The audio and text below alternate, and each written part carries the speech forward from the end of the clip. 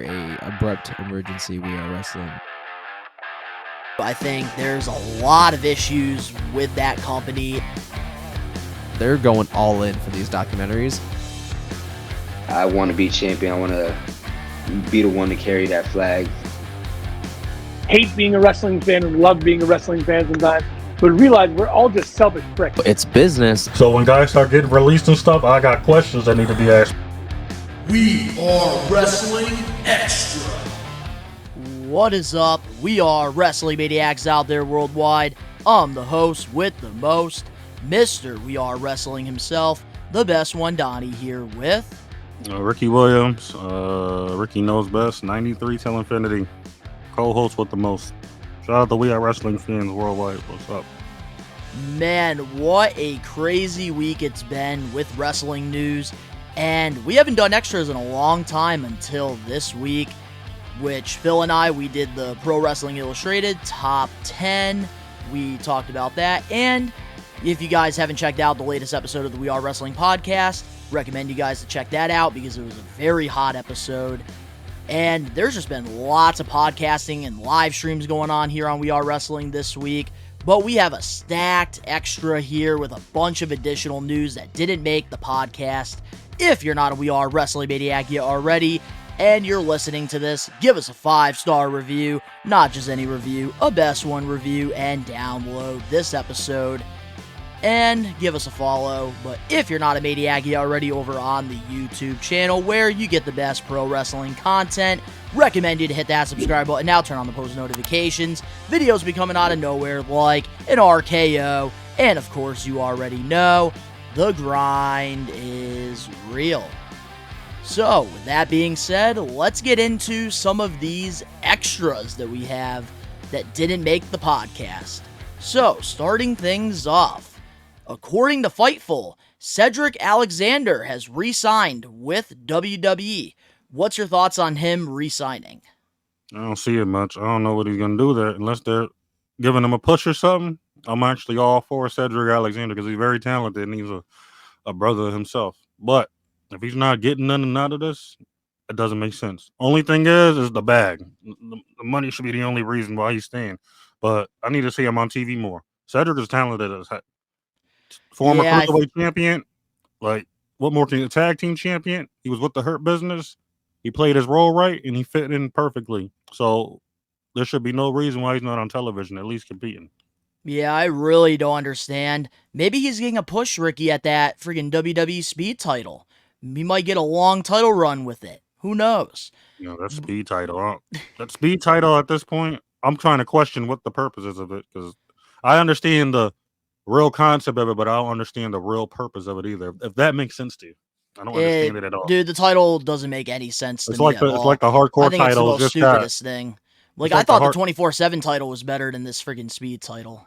It's like the hardcore title, just has speed in it. Literally, it's like 3-minute regular matches. Like, I don't know. It just doesn't make sense to me. Like, on Raw and SmackDown and NXT and, like, WWE house shows, and even the PLEs, like, you're getting matches that are more than 3 minutes. So it doesn't make sense to, like, put 2 people in there and then, like, somebody wins in 3 minutes. Doesn't make sense to me. Like, I think the only time, like, a match should be 3 minutes is if it's, like, a squash match. Like, you're trying to put over a monster, like Bronson Reed, for example, or, like, a Braun Strowman. Those are the times you do 3-minute squash matches. Mm-hmm. And the jobber, the enhancing talent, makes the monster look good. So when it comes to Cedric Alexander, I don't understand the re-signing here because he really hasn't done anything, and I'm very surprised that he re-signed with WWE. It has to be a good friggin' bag of money he's getting because he's somebody that, I know you can agree with me on this one, he's somebody that's very proud of his work. He is a professional wrestler, so he does care about what's going on in the ring, which is why I'm surprised he re-signed, because I thought maybe he would go to, like, TNA, or go to, like, New Japan, or go to AEW, somewhere where he can pretty much showcase his skills. But instead, he's pretty much doing nothing in catering. They try to put him in tag teams, they try to repackage him, and it's just not working. So I don't understand why they're keeping him. I agree with you. Definitely, he needs to look for a new home. I don't know why. Like I said, I don't know why he resigned unless they offering him a bag or something, or like I said, they pushing him a little bit. Those are the only two reasons I see right now. That speed Yeah. championship, he could go for that, but it doesn't make sense because I don't. Like I Mhm. said, I don't understand the concept of the title really anymore, except the what you just mentioned. But there's no real purpose to that championship neither. Yeah, because a lot of people are also saying too, and this is from the IWC, so obviously sometimes there's agreements, but mostly disagreements. A lot of people are saying the reason why WWE probably re-signed Cedric Alexander is because of the lack of booking with the Hurt Business, with MVP, Shelton, and Bobby Lashley. Because MVP, he's been making waves around like the pro wrestling media, and pretty much there's been things going on like with MVP saying Triple H with the whole racism card, and that's why a lot of people are saying that they re-signed Cedric. But I don't know, like it's just a weird re-signing. I don't understand it. Really don't. I But hope. hey, I hope that he does get a push. He is somebody that is very, very talented, and hopefully they do something with him because I don't like seeing a talented professional wrestler getting their time wasted, because he could be absolutely killing it right now outside of WWE, and he could be on the grind. I hope that, like you just mentioned, I hope that racism is false because Triple H don't strike me as the type of guy for that type of Yeah, stuff no, like either. and that's the thing. Like that's why I think the IWC is stupid, because I don't think at all Triple H is racist Me neither. whatsoever. Me And neither. like even MVP had to go on an interview recently and say like I'm sick of this narrative going around like saying I'm calling Triple H a racist when that's not the case. No, like I said, I hope these are rumors because I don't believe it either. He don't strike me as the type of guy when you see him because he's like high spirited and fun everywhere he's been, and everybody says working under Triple H has been a real blessing in disguise. So if he's getting praised like that, I don't think the racism is not true at all. Yeah, it's just really weird about the Cedric Alexander thing. But moving on now to our next extra. Jacqueline, former WWE Legend, Hall of Famer, has announced that she signed a WWE Legends / Nostalgic contract. What's your thoughts on this? She earned it. She's a legend in the game. Jacqueline has paid her dues. She's made her bones. She's official in the game. You can't really argue. A lot of people that have talked to her or talked good on her have always spoke positive about Jacqueline, and she's always done her duty regardless of what it is or when it is. She has never complained to my knowledge, and everybody has even said it themselves. So I think this is a good look for her. She's getting the bag too. And then at the end of the day, sometimes the bag is all that matters. I really like the fact that WWE is signing more people to these legend contracts. I know last week on the We Are Wrestling podcast episode 124, we talked about Victoria signing a Legends deal very similar to Jacqueline. So I'm really happy for her because she absolutely deserves it. So now she's going to get to be in WWE video games. She's going to be able to get some merchandise, and hopefully she gets a new like WWE Elite figure or something. And it does benefit these legends signing these deals, because then like you have more things to like look forward to. Your booking rates can go up. And think about it. Jacqueline, if she does get some WWE figures, Ricky, she can pretty much go to these conventions and she has something to sign. Because I believe her last figure she got back in the day was in 1998, the Bone Crunching Action, which are very, like, not that good of wrestling figures. So for her, like, I'm happy for her. Like, she's been very talented. I feel like she was somebody that was way too good for her time, and I think she absolutely deserves this. So congratulations to Jacqueline on getting this locked in. Facts. I'm a Moving on big now fan. to easily Hall of Famer. Moving on now to our next extra. According to PW Insider, Sheamus is working out a new long-term contract with the WWE. It's very close to being done, or it was just completed, but Internally, it's being looked at as Sheamus is set to be with the company for at least another 3 to 5 years. What's your thoughts on WWE re-signing Sheamus? Possibly. Uh, it- it's good for him. At the end of the day, regardless of your opinion and everybody else's opinions about Sheamus, he has a Hall of Fame career. I don't care what nobody says. Regardless, like, he has paid his dues. He has done everything he has main evented. And surprisingly, his career has really, it's been impressive considering such and such his careers. Because he's won the Royal Rumble, Money in the Bank, multiple time world champion, United States champion. Actually had a good few. King of the Ring. Yep, King of the Ring, right? King of the Ring, good looking. His first major feud was John Cena, and he beat Cena in his first match for the WWE. 3 months on the main roster, one of the fastest WWE champions. Sheamus has paid he's made his bone. So, regardless of your opinions on Sheamus, you need to give him all the respect and flowers he needs right now because he earned them. I feel like Sheamus is one of those cases where when he retires, when he decides to hang the boots up, that's when he's going to get his flowers. That's when people are going to realize how talented he really was during his time. And I will say this, I'm not the biggest fan of Sheamus. I haven't really been behind him in a very, very, very long time.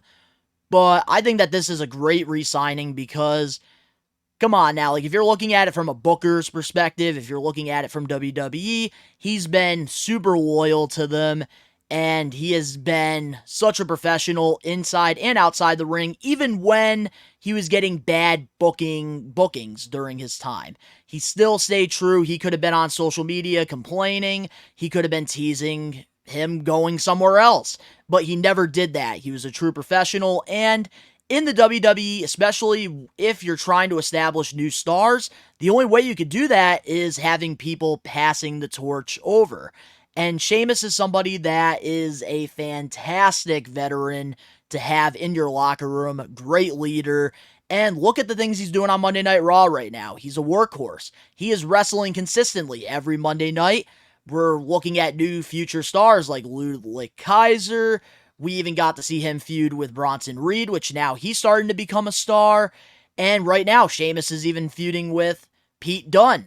And I think that that's helping Pete Dunne out a lot too, build up some stock.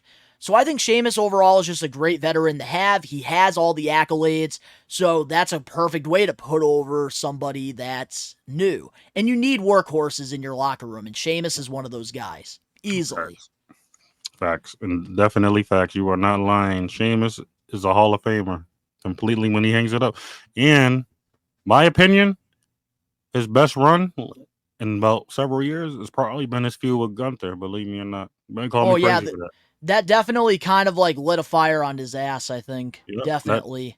That showed everybody that he still can go at that level when he needs to go. So I better not underestimate him. He put Gunther over in the process. And I think that this is just well-deserved. Like, yeah, I'm not the biggest fan of Sheamus and the way they book him, but he's still a phenomenal talent. And he deserves all the accolades he's gotten in his career, and easily is going to be a WWE Hall of Famer when he decides to hang the boots up.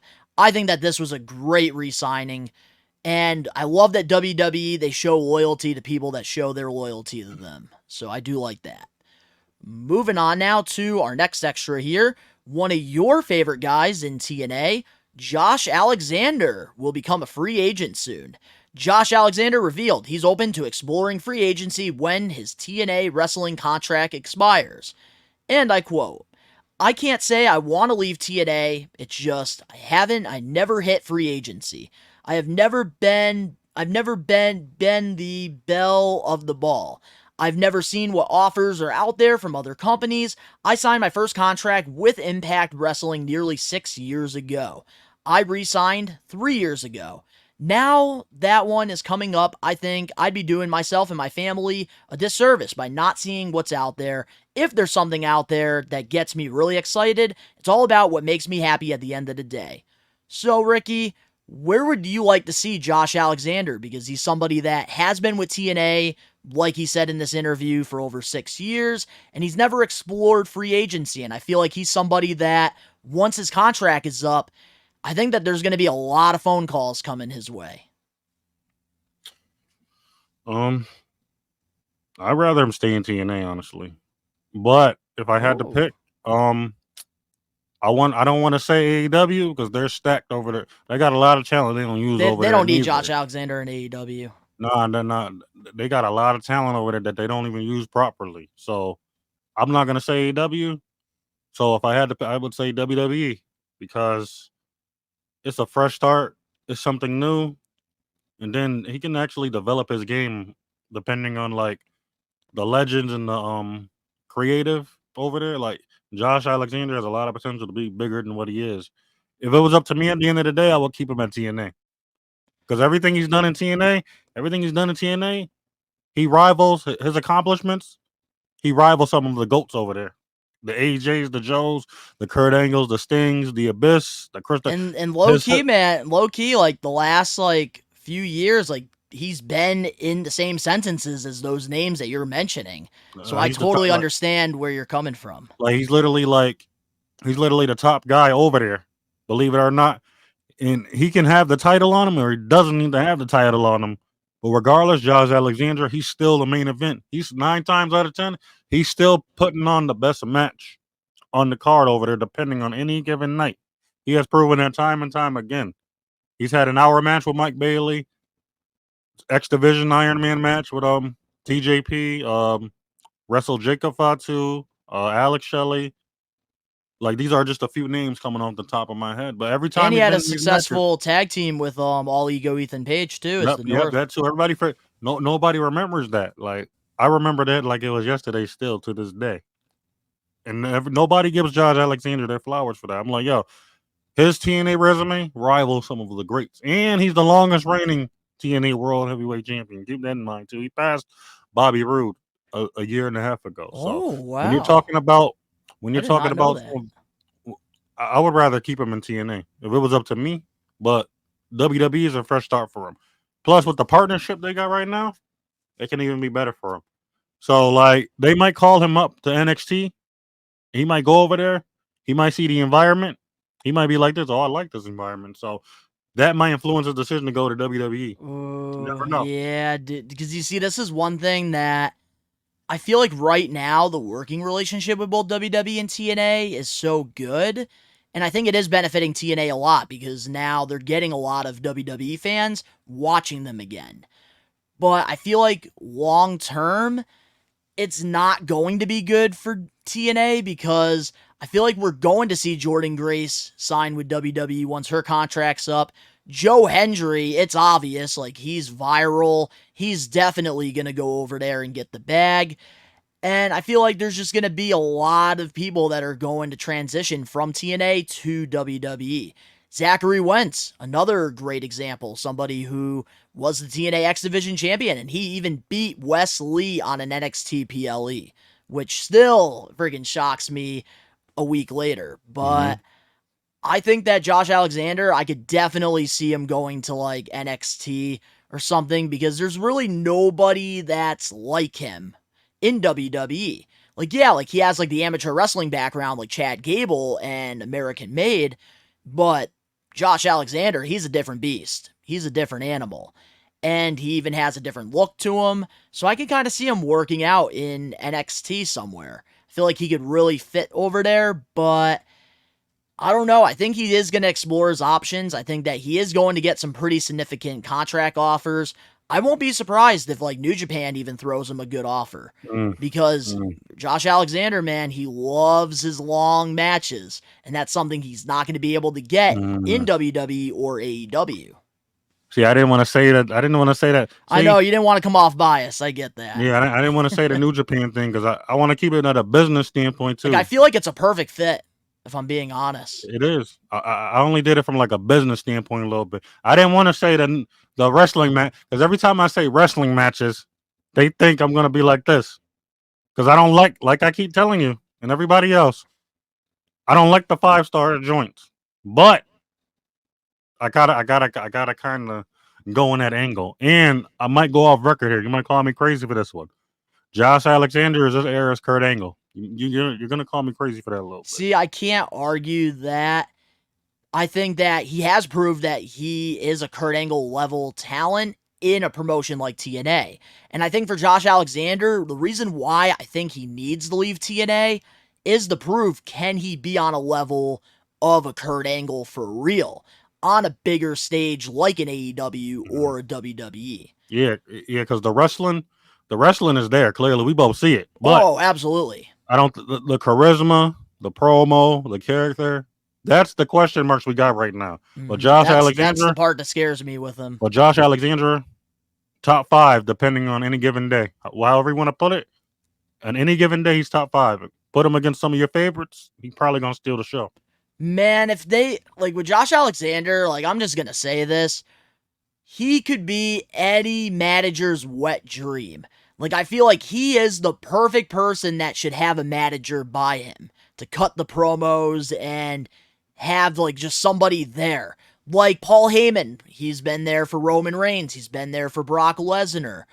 And I feel like with Josh Alexander, if you give him the right mouthpiece, I think that it could really elevate his game to the next level. So I hope if he does go to an AEW, maybe they pair him up with Smart Mark Sterling or something. Or if he goes to WWE, pair him up with Robert Stone or just somebody that's a good mouthpiece.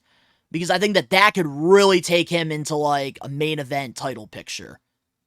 I think he would work good with Paul Heyman. And shout out to Paul Heyman because he's made one of the best characters in wrestling history. If it wasn't for him, the Tribal Chief wouldn't work out. I'm sorry. His influence. I totally agree. His influence on the whole Tribal Chief character, him coaching Roman through all of that wouldn't work all the way if Paul Heyman was not by his side. You put any other manager by his side, and that joint would not work at all. You're gonna look at Roman like this. What the freak is that? No, I'm playing. But no, shout out to Paul Heyman for that. But if he had Josh Alexander will be a beast. I'm like, God bless. Yeah, so we're just going to have to wait and see what happens with him. I do think he will get a lot of phone calls, and it's going to be interesting to see where he goes, because I feel like the door is open. He doesn't have his mind made up, and I could see TNA giving him that significant raise that he deserves. Yeah, Anthem is very behind the talent that they have right now. They have a great locker room morals. So I think that Josh Alexander, he's become one of the leaders in there, so they might actually give him the money that he wants. Yep, Dixie Carter done messed up with AJ Styles. Don't mess this up neither. Well, Dixie ain't doing the contracts no more. This is Anthem that's doing it. But we're gonna have to wait and see. You better not play around. I would try to keep Josh Alexander if I were y'all. TNA. My bad for couldn't. Let me say something about TNA. TNA is back, man. I don't know why nobody wants to go to TNA, man. TNA is back. I know the Scott D'Amore and Bricky with the working relationship that they have with NXT. And think about all the freedom you have. You have access to the WWE Performance Center. You could be on NXT. You could be on TNA getting paid by both companies. And you can even go to house shows. You can even do signings. I think right now, the best place for any free agent to go to is TNA. There's no arguments there. Nah, like I said. And I think nobody's talking about it. Yeah, TNA is the place to be right now. I don't know why. Apart from the Scott D'Amore thing, TNA is still that place to be. So I agree. All the free agents, y'all need to try to be over there, because y'all might get back in the WWE's good graces like that. Y'all got your own creative over there. They got their own over here. Y'all can mix that together. It's a win-win for both of you. I don't know why nobody wants to go to I would go to TNA if I was a wrestler right now. Agree. I would too. Moving on now to our next extra here. According to PW Insider, Shayna Baszler has re-signed with WWE. What's your thoughts on her re-signing? Shout out to Shayna Baszler. I don't want to say it like this, but Shayna Baszler's been kind of, what's that word? I don't want to use an MJF word on here. Mid. She's had a good, what should I say it like? She's had a good run in WWE. How about that? It hasn't been spectacular or talked about or it's been solid. It's been solid. It hasn't been memorable. I just don't know, the beast that she once was, she kind of lost all of that because now it's just you're looking at an empty shell of her former self, and then like her being partnered up with what is that? What's that faction called? The Pure Fusion Collective. Like, come on, man. Shayna Baszler, she doesn't need to be in no faction. She's a beast on her own. Triple H, he need to go and watch his game tapes again, or watch that old man's game tapes because Shayna was a beast back in NXT. You need to bring that Shayna back over here if you want me to be convinced again. This Shayna's not doing it. I know it's tag team success, but those women tag team titles, they might have to go too. I'm sorry. No, those cannot go. Right now, the women tag teams are better than the men because they're not even booking the men tag titles on like anything. Like the last PLE that we got the men tag titles defended were WrestleMania, which is crazy. The women tag titles have been defended more on the PLEs than the WWE tag titles on Raw and SmackDown combined. Those titles cannot go anywhere. That's the funny thing too, because I forgot who the World Tag Team Champions are right now. Yeah, the Judgment Day. They haven't even defended the titles once. They should have had, listen, and we talked about this before. The Miz and Truth should have won him at SummerSlam. They should have won him at SummerSlam. They should have done something. And in Miz's hometown, they should have won him at SummerSlam. I don't know why they changed the Miz from that to being a host. That doesn't make any sense to me. But back to Shayna real quick. She don't need to be in no faction. She need to go solo again and stay there. They need to make her the beast that she once was. That's just my problem with it right now. Yeah, like there's just something missing. Same thing with Zoe Stark. Same thing with Sonya. I feel like there's just something missing. I will say having Sonya there with Zoe and Shayna right now, I think is a good move because Shayna and Zoe are not the best at promos. And at least with Sonya, she can actually talk. So that's one good thing. But my thoughts on the re-signing, I think Shayna's very talented. But like, I feel like she's one of those cases, just like Natalya, and I said this on when we talked about Natalya re-signing with WWE, I am sick of people playing it too safe. It's not fun as a wrestling content creator, as a wrestling podcaster. Go out and prove to WWE that you're worth more. And I feel like with Shayna Baszler, she, like, her draft stock, like, it's like you pick her up at, like, the number 3 or, like, the number 4 pick in the draft. And you have high expectations for her. She shows up her rookie season, which is NXT Black and Gold. And then after that, pretty much, she just gets lost in the shuffle and she becomes a role player. And when you're the general manager and you're drafting somebody at the number 3 or number 4 pick, you expect them to be somebody that you could build your division around, your team around. And I feel like with Shayna Baszler, it's one of those situations. Like, she deserves to be in a better role, and WWE's not giving it to her. She should have never ran away from the grind. She should have left WWE, go do shows at GCW, go do some stuff at New Japan, go do some stuff in the independents, and show everyone that you're that badass that you once were in NXT. And then WWE might look at those and say, maybe we did something wrong here. And they could re-sign her in a couple years after she goes out there and gets her rep in. And then she comes back in a better position than she was a couple years ago. Facts. Like Shayna Baszler, man, she deserves so much better and she's running away from the grind. I don't like that. Yes, she has a decent thing going right now with Zoe and Sonya. She's on TV every week having tag matches. So she is like not in like a bad position. But I don't know. I think she's more talented. She should have gone out there and bet on herself. Could be up. Her stock could be up a little bit more if that would happen. Yep, it's just one of those situations. You pick up somebody early in the draft, and then they kill it their rookie season, and then they pretty much just slow down. Yeah, did the Kevin Durant and then bamboozled. Yeah, pretty much. But moving on now to our next extra here. 2 of AEW's top stars are taking time off. According to Dave Meltzer from the Wrestling Observer newsletter, Swerve Strickland and MJF will be reportedly taking time off from AEW following their matches at AEW All Out.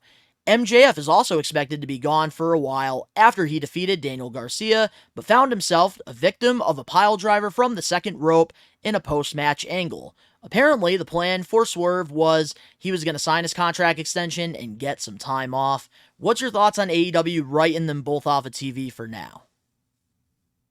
First off, Swerve, you earned it, buddy. You've been carrying the main event division for literally almost a year now. You're a top 5 wrestler of the year. You've been putting on classic after classic. You've been holding that banner down. You were the first ever black AEW World Heavyweight Champion, and I will not disrespect that fact because it's black excellence too at the end of the day. Thank you, Samoa Joe, for putting this guy over and believing in him. The Hangman feud has helped him. We can go all the way back a little bit. We can go back to that Lights Out sanction match back in November. That's where it all began, to be honest. Wrestle Dream, yep. That's where it all began, honestly. Oh, Wrestle Dream. Yep, you're right. My bad. That was in October. That was Hangman versus Swerve, right? Yep. And then everybody started to see Swerve as the main event. Everybody's like, this guy's got diamonds in his head. He's got money all around him. Like, you see the dollar signs. He's doing the music, doing a hip hop thing. Outside of it, he's making music. He's got the podcast. Swerve has everything going for himself right now. So him taking the time off, I respect it dearly. Now, let me get to MJF real quick. Hold on, let me get my thoughts on Swerve, and then we'll get into MJF. Oh, okay. So, before you start ruffling my feathers here a little bit. So, when it does come to Swerve, absolutely 1,000,000%, he deserves this time off. He's somebody that really held that AEW championship with just pure professionalism. And not only was he a great champion in the ring, and I was talking about this with Phil on the PWI Top 10 Xtra. If you guys haven't checked that out, go check it out. I'm mad I missed it. With Swerve, that's the thing about him, is the dude has shown up inside and outside the ring, and he was just a great leader, and he took on that responsibility, doing all the media outlets before Dynamite, and just representing AEW, holding that championship everywhere he went. And honestly, Swerve definitely deserves it. Like, he put on classic after classic, and he's never really had that significant time off. He's always been on the grind with his pro wrestling career, trying to make it big. And if you guys do know the backstory, like going back to the indies and stuff, Swerve was one of those workhorses where he traveled significant hours on the road to go to a wrestling show in front of 20 people. He was one of those guys that never missed a show, and then he got the opportunity of a lifetime, signed with WWE, and then didn't work out, so he went to AEW, he bet on himself, and he became a big star. So for him to sign that contract extension with getting a significant raise, absolutely 1,000,000% deserves all the money that he's getting. And honestly, I'm kind of happy that he is getting some time off, because I think that when he comes back, I think that it's going to be even bigger. So I actually really do like that. But now let's get into MJF. MJF. Let me go back a little bit. First and foremost, this guy is the longest reigning AEW World Heavyweight Champion. For now. But I mean, hold on. Let me finish what I'm about to say, because I ain't saying nothing bad about the man. The floor is yours, Ricky. No. Shout out to MJF. I seen that PWI list the other day. Yesterday. When you brought it up to my attention, well, I actually looked it up. Now, him at number 7, I thought it was for yearly. I didn't agree with that. And you know why I didn't agree with that. I mean, the second half of the year, when he came back, maybe. But now that you said the way you said it yesterday, it made sense, because last year he had Omega, Joe, Adam Cole, Jay White, that historic AEW World Title reign. Now MJF, he held it down too before dropping. Here's the thing, Ricky. Even Phil felt the same exact way that you felt, because I did share your tweet on the Xtra, and I even shared Ben's thoughts as well. He did send me a message on it. And even Phil, he agreed at first, until I told him about, well, the date technically in this PWI is from here to here. And MJF, people forget, in the beginning of the list, MJF, he was the AEW World Champion, and he was a workhorse champion. He had classics, and I always say quality over quantity, and I never argued with the number 7 spot, because you know how biased I am with MJF. I think he's the best wrestler right now. And I know you and I, we go back and forth, we have fun with it. You're a Will Ospreay guy, I'm an MJF guy, but I can admit that MJF deserves to be at number 7. And I think if he did more matches, he didn't take that break after losing the championship to recover from his injuries, he would probably be a lot closer to that number 1 spot on the PWI list. But he only did a certain amount of matches, and they were great, high-quality matches, which is why I think it's okay that he's at this spot, number 7. But I can't say, like, okay, MJF, he deserves to be number 6. Like, he deserves to be, like, number 3, 2, 1. I can't, because there's so many other professional wrestlers out there that are not only putting on great quality matches, but they're also giving us quantity, which is why Cody Rhodes and Swerve are number 1 and 2, respectfully, on that list. I don't agree with Cody, but let me get back to MJF real quick. He's got one of the greatest collision matches of all time with Kenny Omega. How that did not get 5 stars, Dave Meltzer, I do not know. You are crazy for that. I was there live, dude. That was 5 stars. Yo, that old geezer is out of his mind. That was 5. Listen, I know you don't care about the 5 stars. I don't care neither. But I have to bring it up. When I see a classic match and I think it deserves 5 stars, I'm gonna tell you about it. That deserved 5 stars. That is the second best collision match of all time. Now the first one, obviously, FTR against Jay White and Juice Robinson. Nothing's beating that right now. I'm sorry. That's fair. MJF and Kenny. That's the second. If I don't hear that match, if I hear any other match, stop watching wrestling. Period. Don't watch no more AEW. So now, Ricky, how do you feel about MJF now taking some time off? I mean, I heard about his injuries too. So, after I heard a certain extent of his injuries a little bit, he deserves some time off. And then, like, he just came back. He gave us 3 classics. Matter of fact, 2 with Ospreay. He gave me an underrated one with Daniel Garcia. I'm satisfied with it right now. I'm really sure he's earned it too. Like, if his injuries are serious though too, don't rush your way back into that ring. Like, so, like, what was like some of the injury reports that you saw? Because for me, I didn't really look at any of like the rumors or like the news going on with MJF, like why he's taking the time off. I was assuming that maybe he like got like a movie role or something. No, it's I think it's a shoulder injury. Oh, so he re-aggravated the shoulder? Yeah, and I heard some. I could be wrong. This is just what I'm hearing. I heard an ACL injury. Like I said, this is what I'm hearing. So if it's an ACL injury, you know how those are. ACL injuries. Yeah, that's like 9 months to like a year. Yep. If that's the case, well, that's if he tore it. Like, I know if he like pulled a muscle, I think it's like half of that time. And then, like I said, MJF, he's very private.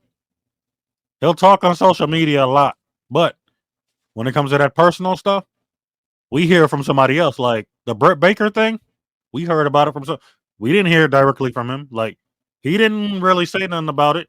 He stayed quiet about it. He's a very private guy. That's what I like about MJF too.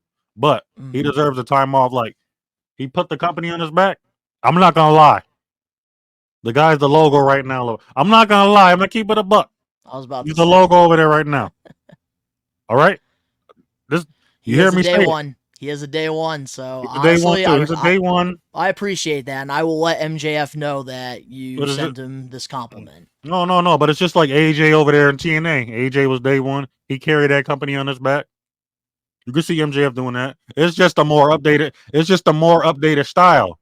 Because he talks better on the mic than AJ. I'll give him that. He wrestles good. The only thing with MJF, and it suits his character, he needs to wrestle more, in my opinion. He needs to showcase that he says he's better. He used that slogan, I'm better than you, and you know it. I need to see it in the ring every single time, too. Like, you just can't be saying it once in a while, every time, and then wrestle once in a while.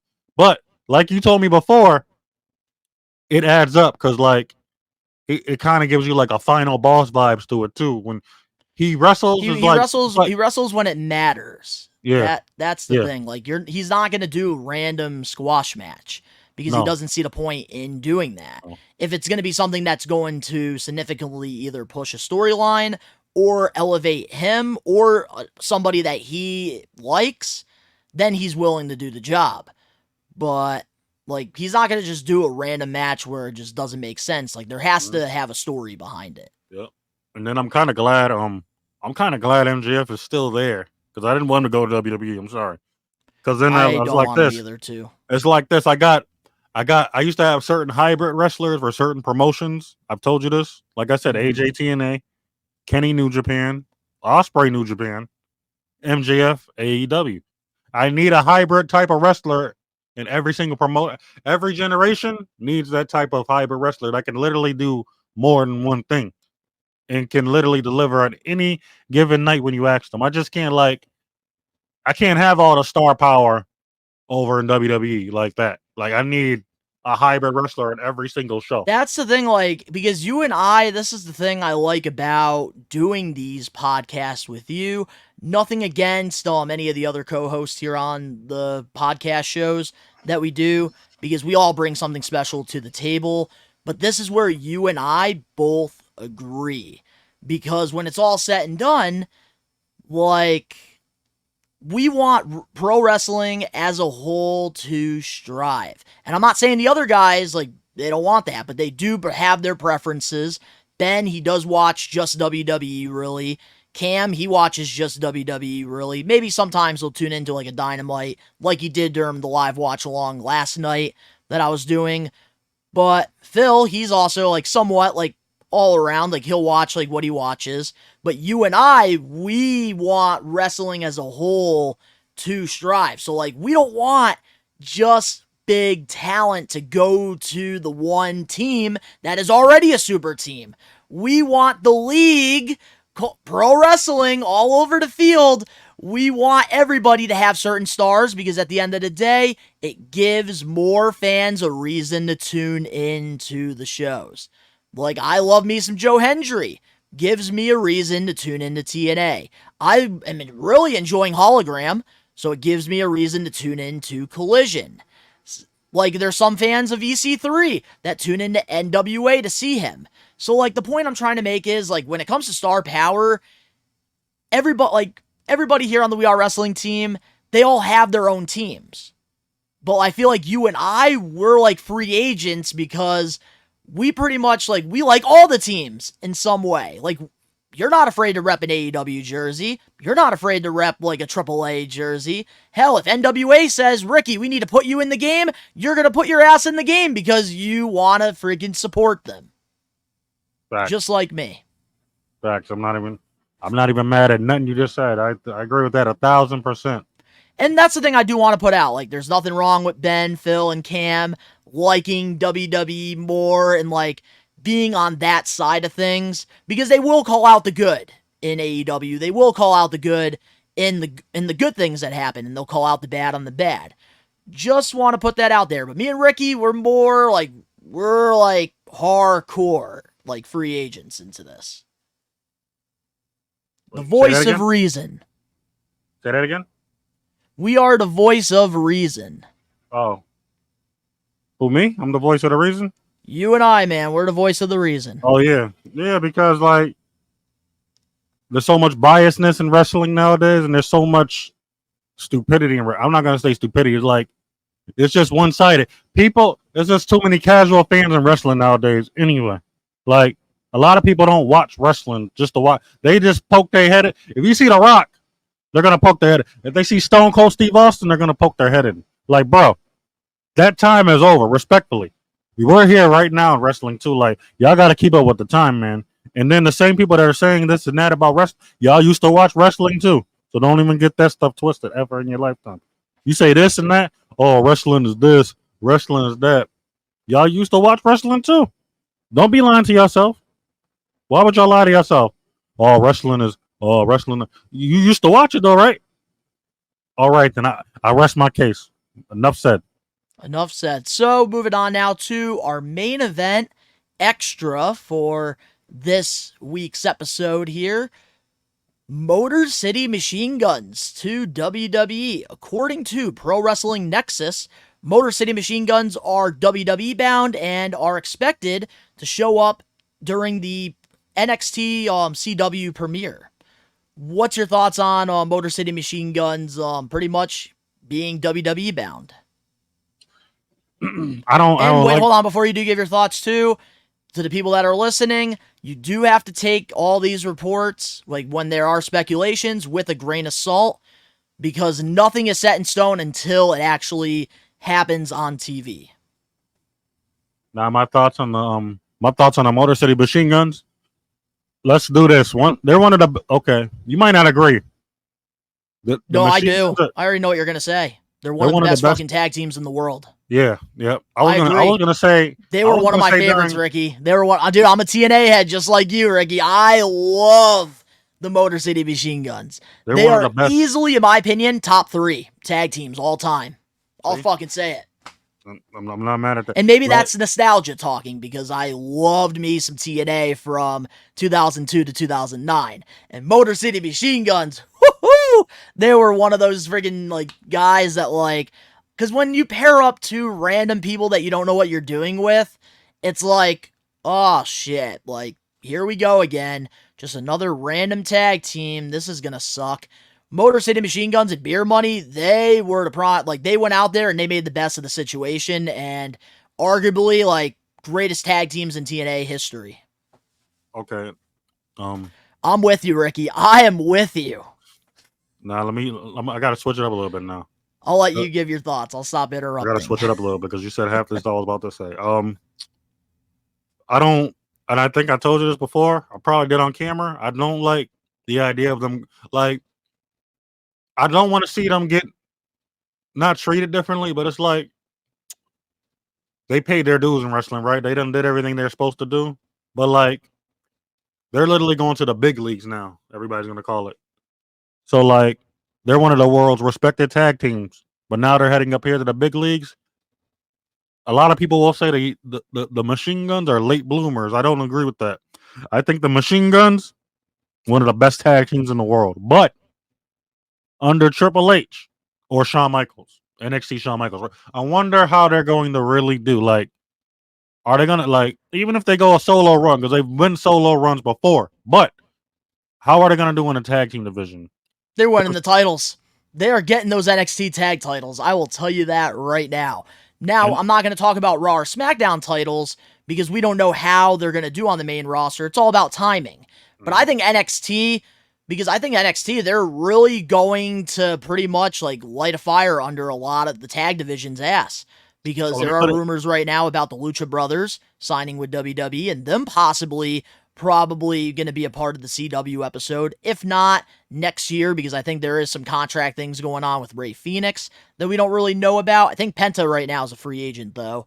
So, like, the tag division, they are really looking to sign some new teams.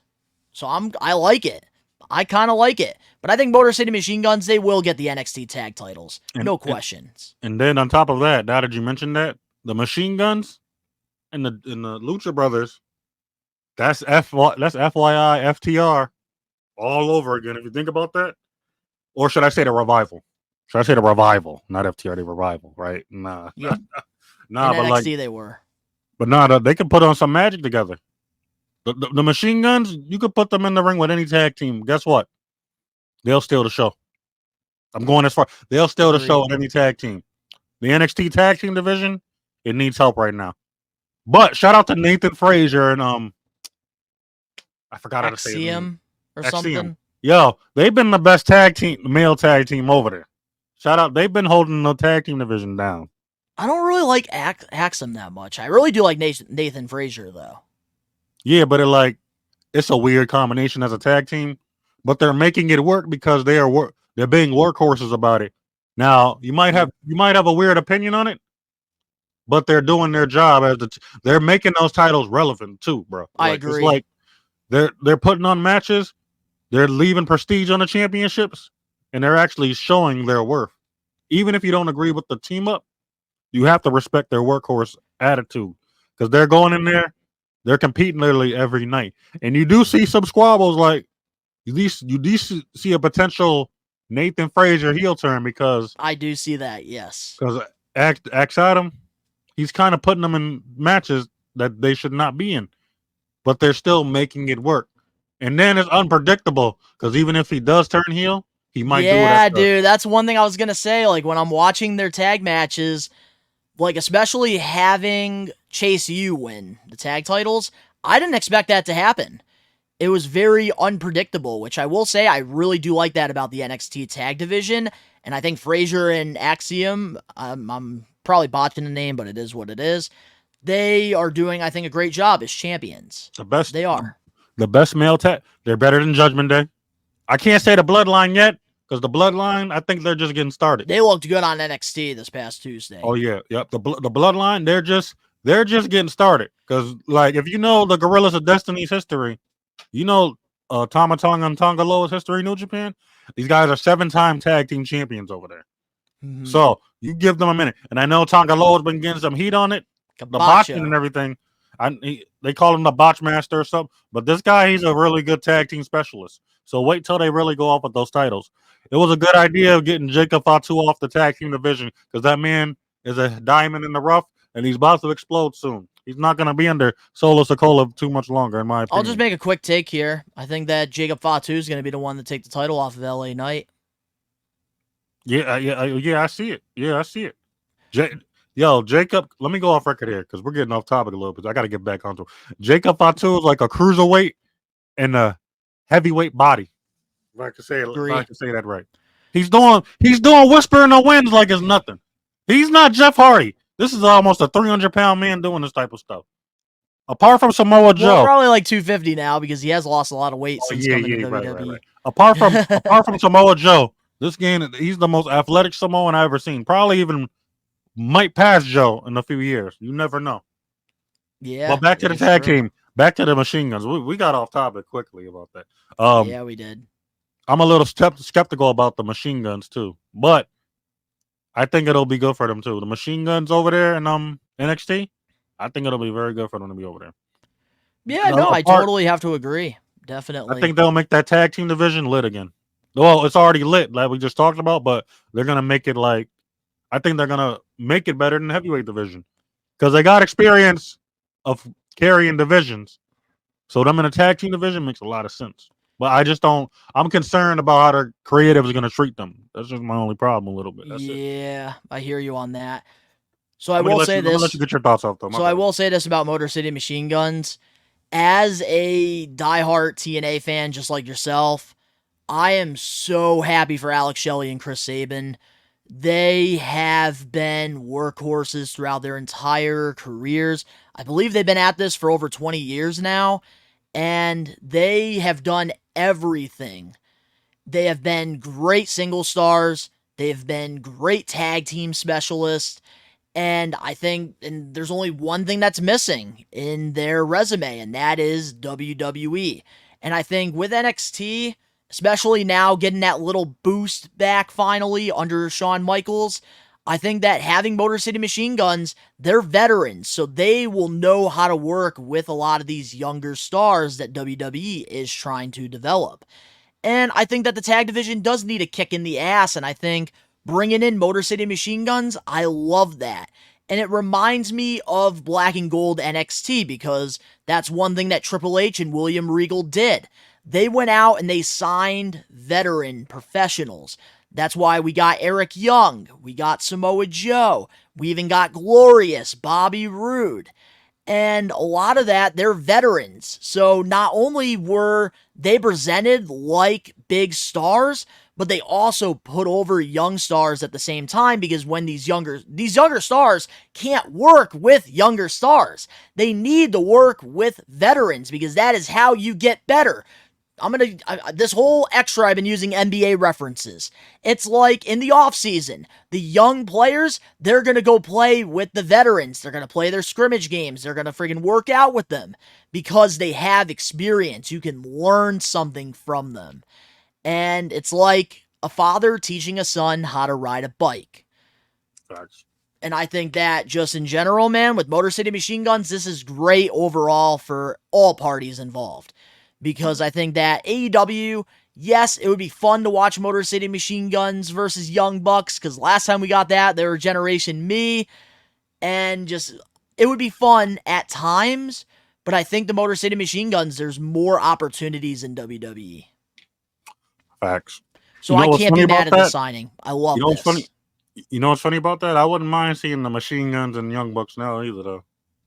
Yeah, of course. No, like I would love that. But just looking at the opportunities, I think there's more room to improve with WWE. And especially if you do look at the timeline right now with the WWE roster, the Motor City Machine Guns, they aren't really like out of the equation because there are more veterans right now in WWE than there's ever been.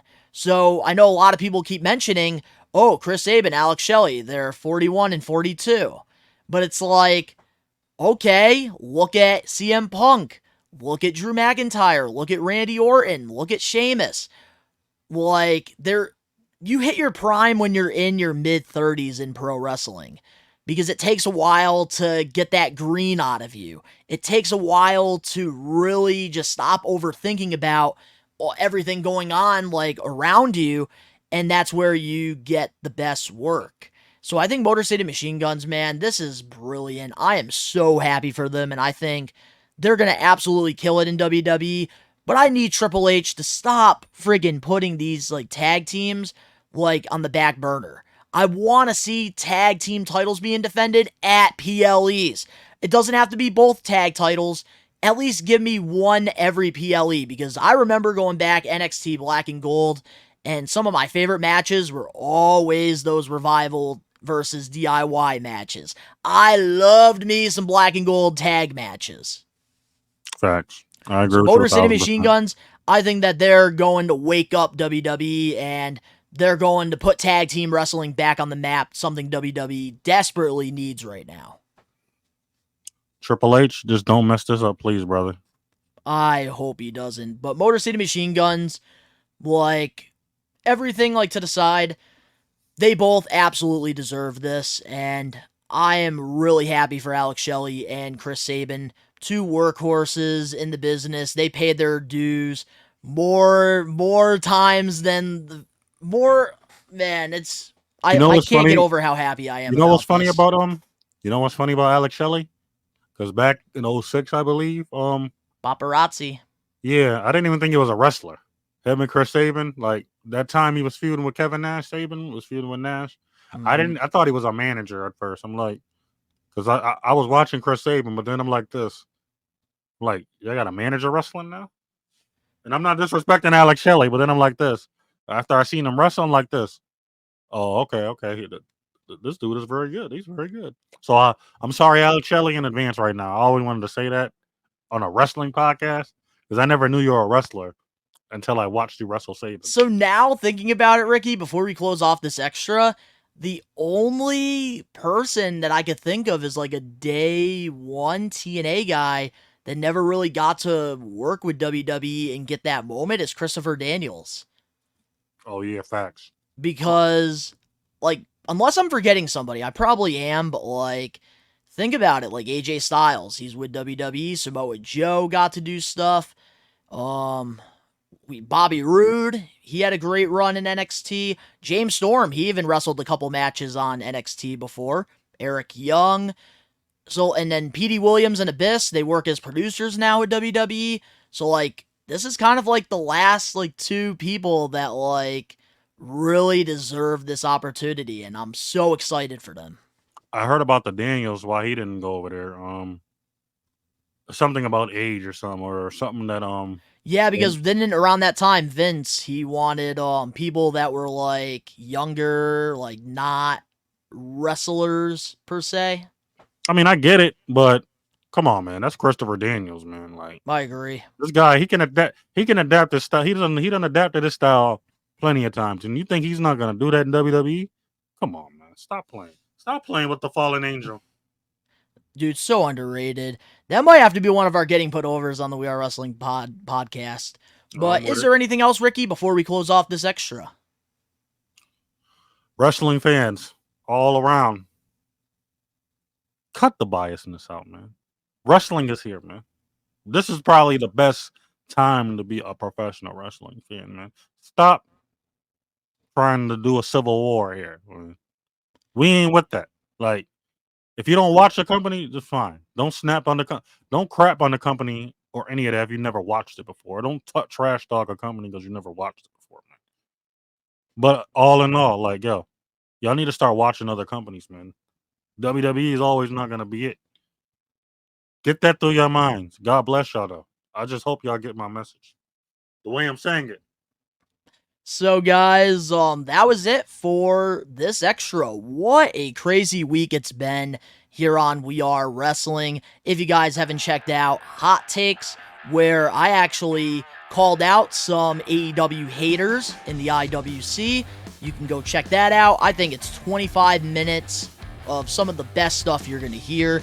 If you guys haven't checked out the Extra with Phil and I, we talked about the Pro Wrestling Illustrated Top 10 of 2024. Great discussion there. And of course, if you guys didn't check out the We Are Wrestling podcast yesterday, recommend you guys to go check that out because that is where we have all of our heavy-hitting topics. But Ricky and I, we are hardcore pro wrestling. We are wrestling maniacs, which is why we wanted to do this extra here. Talk about some of the additional news that didn't make this week's episode of the pod.